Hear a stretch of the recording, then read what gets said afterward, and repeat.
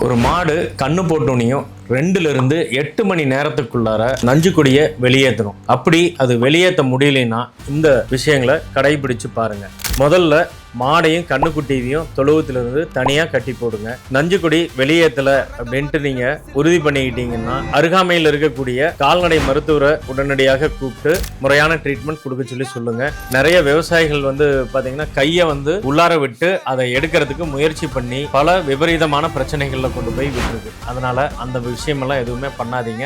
முன்னாடி பாத்தீங்கன்னா வீட்டில் நிறைய கை வைத்தியங்கள் பண்ணுவாங்க. அதாவது நாட்டு சர்க்கரையோ இல்லை வெள்ளத்தோட எள்ளு புண்ணாக்கை சேர்த்து கொடுக்கும் பொழுது நஞ்சு கொடி பாத்தீங்கன்னா அந்த 2லிருந்து 8 மணி நேரத்துக்குள்ளார வெளியில வந்துருது. அருகாமையில் இருக்கக்கூடிய மருந்து கடைகள்ல நிறைய நஞ்சு கொடிகளை வெளியேற்றுறதுக்கான நுண்ணூட்டங்களும் மார்க்கெட்ல இருக்கு. அதை வாங்கி கொடுத்து கூட இந்த நஞ்சு கொடியை ஈஸியா வெளியேற்றலாம். பண்ணை மேலாண்மையில இந்த மாதிரி சின்ன சின்ன விஷயங்களை உங்களுடைய மாட்டு பண்ணைகள்ல செயல்படுத்தும் பொழுது உங்களுடைய பண்ணை லாபகரமாக அமையும். பசுநேசன் பை RGS ராம் பேஜை ஃபாலோ பண்ணுங்க.